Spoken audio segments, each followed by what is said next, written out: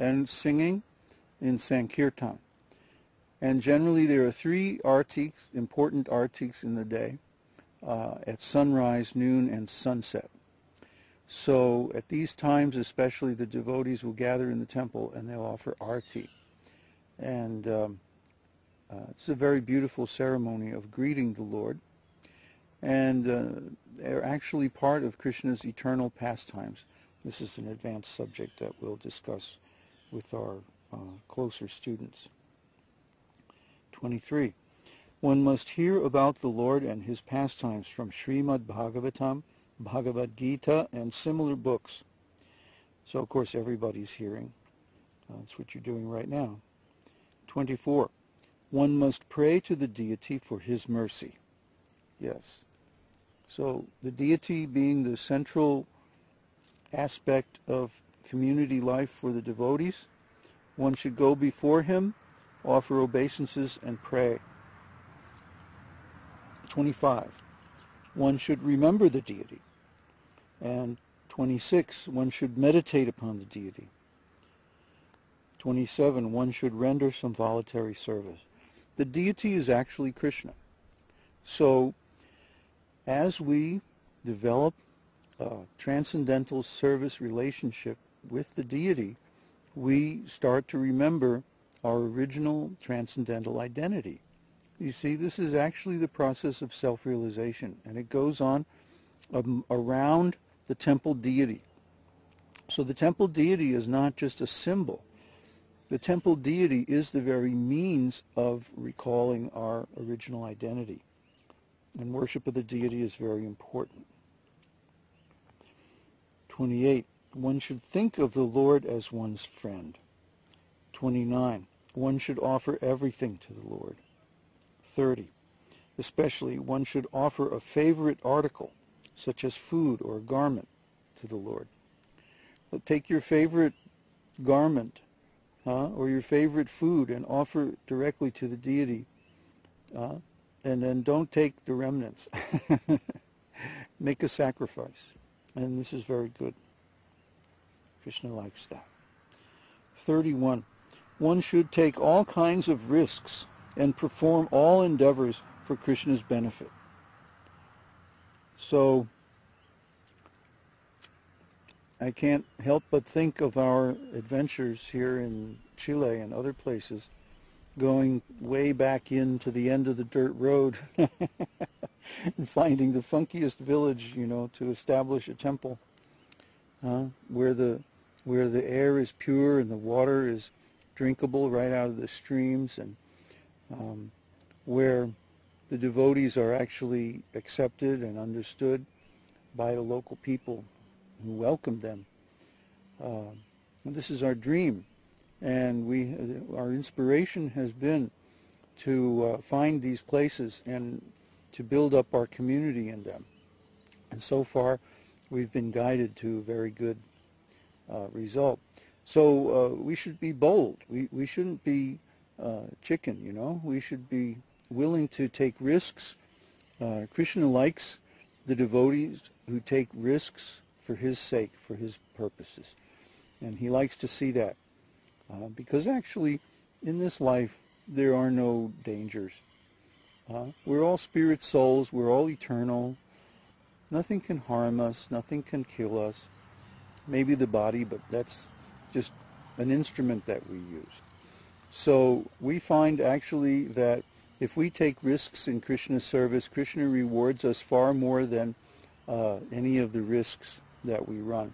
In the long run especially, we find this is very true. So be a little adventurous. Where is that? 32. In every condition, one should be a surrendered soul. Surrender to Krishna. 33. One should pour water on the tulsi tree. Yes. 34. One should regularly hear Śrīmad-Bhāgavatam and similar literature. That's what you're doing now. 35. One should live in a sacred place like Mathura, Vrindavan, or Dwarka. We covered that already. 36. One should offer service to the Vaiṣṇavas, devotees. So, yeah, the devotees are very important because by their association, we come into the devotional service of Krishna. We want the devotees to be pleased with us.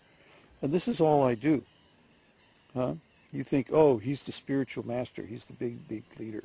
No, I'm the big, big servant. I serve all the devotees by giving transcendental knowledge. See, this is the secret.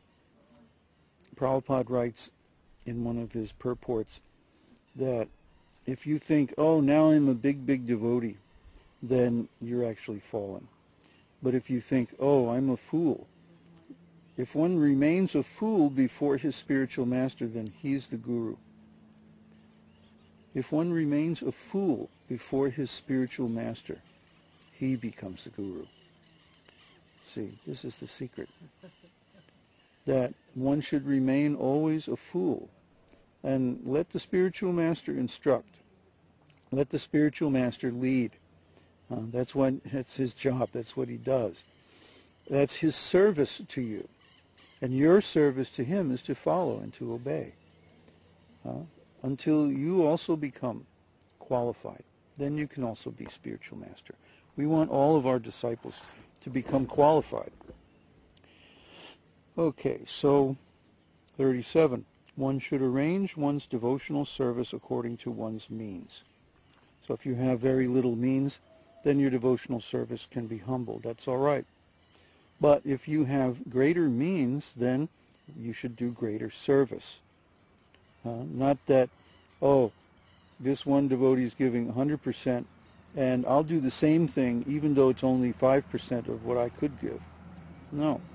100% means 100% of your capability.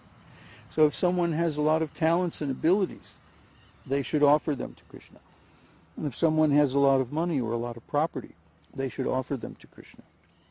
If someone has a big position or fame, he should offer that to Krishna, like George Harrison did. So in this way, according to one's means, one should do devotional service, whether they're rich or poor or famous or unknown or whatever. They should engage all of that in Krishna's service. 38. In the month of Kartika, October and November, one should make arrangements for special services. And we'll cover that during Kartika. During Janmashtami, the time of Krishna's appearance in this day, one should observe a special service. Well, we do every Janmashtami. 40. One should do whatever is done with great care and devotion for the deity. That's our attitude. The deity is real. The deity is Krishna. Hey! Shh! Quiet, I'm trying to read. You're laughing at me. 41. One should relish the pleasure of Bhagavatam reading among devotees and not among outsiders. Sometimes people, professional reciters, will recite the Bhagavatam. And this is called Bhagavatam Saptaha, where they recite the Bhagavatam in 7 days, as it was originally recited by Shukadeva Goswami. But they charge money, and therefore they're simply professional men. And Śrīla Prabhupada says that we should not associate with people like that. In fact, one of the offenses that we read just a little bit ago was to accept money for reciting the scriptures. And this is not recommended, either to do it or to hear it. 42. One should associate with devotees who are considered more advanced. Well, this is a general rule. If you can find devotees who are more advanced than you are, then you should go to them and associate with them as closely as possible. Serve them. A servant is always welcome. Someone who comes and they really want to help out will always be accepted. 43. One should chant the holy name of the Lord as much as possible. That means 24 hours a day, or as close to that as you can get. And 44, one should live in the jurisdiction of Mathura. Mathura, district of Mathura, is the county around Vrindavan, and if possible, one should live there. But if that's not possible, then one should live in a temple or other devotional community. Now, the total regulative principles come to an aggregate of 64 items.